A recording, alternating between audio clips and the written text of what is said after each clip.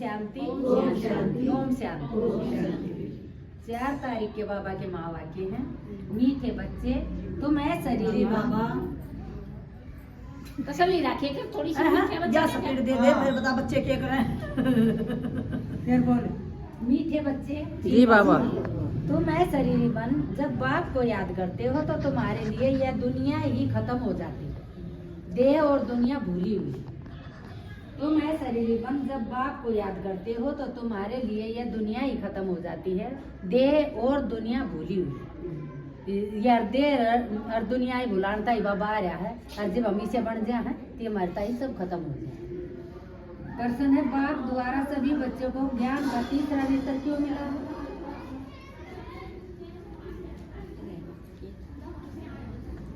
सुमन पढ़ता है बाबा ने कही है ना, अब आप तुम्हें समझ गए रोज खाने का पीने का अनुभव आत्मा हो रहा है ना कि शरीर खट्टे मीठे यही स्वाद मिलेगा। और जो मन कंट्रोल मन ना अपने ना खान पीने दिखागा तो ना कंट्रोल में रखो। मेन बात तो बाबा ने की।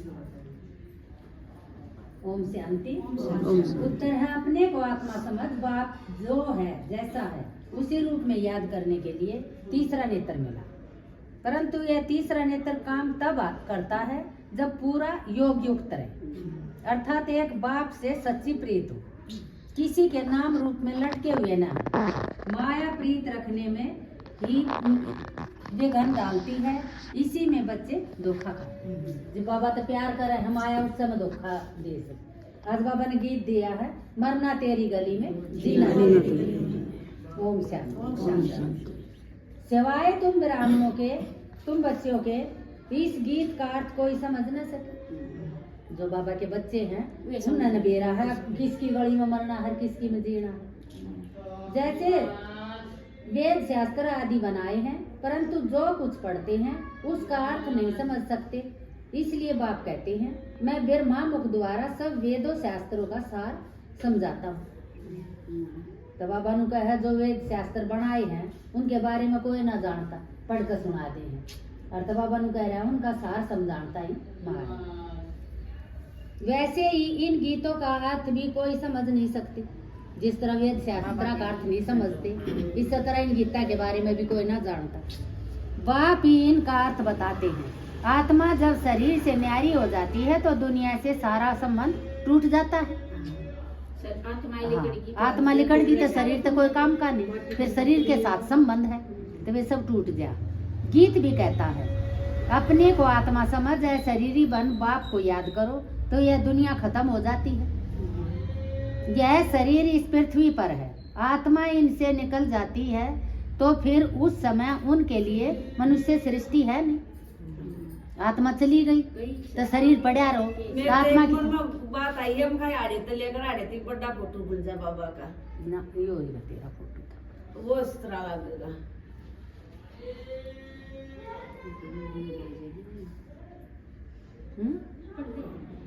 आत्मा नंगी बन जाती है, जब शरीर का अलग हो जाए है तो आत्मा नंगी हो जाए है। फिर जब शरीर में आती है तो पाठ शुरू होता है, फिर एक शरीर छोड़ दूसरे में जाकर प्रवेश करती है। वापिस मम तत्व में नहीं जाना, परम धाम में तो वापिस नहीं जाती, उड़कर दूसरे शरीर में जाती है। वहाँ इस आकाश तत्व में ही उनको पाठ बजाना है, मूल वतन में नहीं जाना है।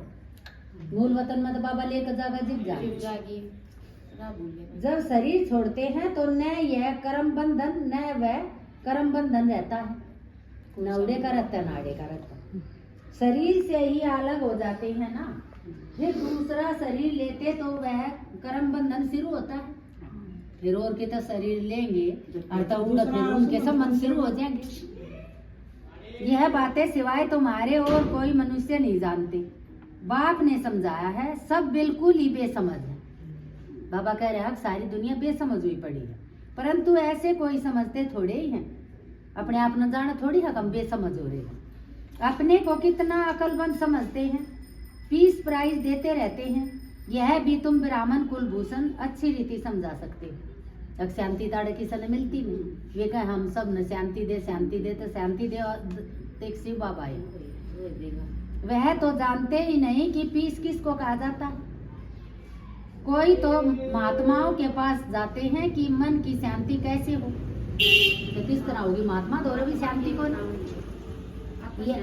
यह तो कहते हैं वर्ल्ड में शांति कैसे हो, तो दुनिया में शांति किस तरह होगी, या शांति फैल रही है खत्म होगी जब शांति आओगी।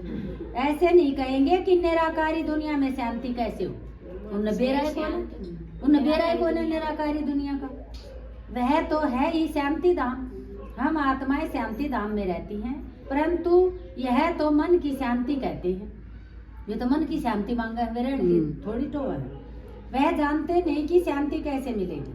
शांति धाम तो अपना घर है, वो तो रहने का स्थान है। यहाँ शांति कैसे मिल सकती है, शरीर में है तो शांति। हाँ, सतयुग में सुख शांति संपत्ति सब है, पूरा सारी चीज संपूर्ण है, जिसकी स्थापना बाप करते हैं। यहाँ तो कितनी है शांति, तो इसमें तो शांति है शांति। यह सब अब तुम बच्चे ही समझते हो। सुख शांति संपत्ति भारत में ही थी, जब सुरंग था तब भारत में सारी चीज थी। वह वर्षा था बाप का, और दुख अशांति कंगालपना यह वर्षा है रावण का। यह सब बातें बेहद का बाप बैठ बच्चों को समझाते हैं। बाप परम धाम में रहने वाला नॉलेजफुल है, जो सुख धाम का तुमको वर्षा देती है, वो नॉलेजफुल है, भरपूर है, और तो वो वर्षा हमें दे रहा है। वह हम आत्माओं को समझा रहे हैं। यह तो जानते हो नॉलेज होती है आत्मा में, आत्मा नहीं तो शरीर में क्या नॉलेज रहे, ये तो मिट्टी है। तो ही ज्ञान का सागर कहता है। वह ज्ञान का सागर इस शरीर द्वारा वर्ल्ड की हिस्ट्री जोगर भी समझाते हैं। वो ज्ञान का सागर है, और तो पूरी दुनिया की हिस्ट्री जोगर भी समझाएगा। वर्ल्ड की आयु तो होनी चाहिए ना, तो बाबा ने तो बता दी वर्ल्ड की आयु कितनी है। वर्ल्ड तो है ही,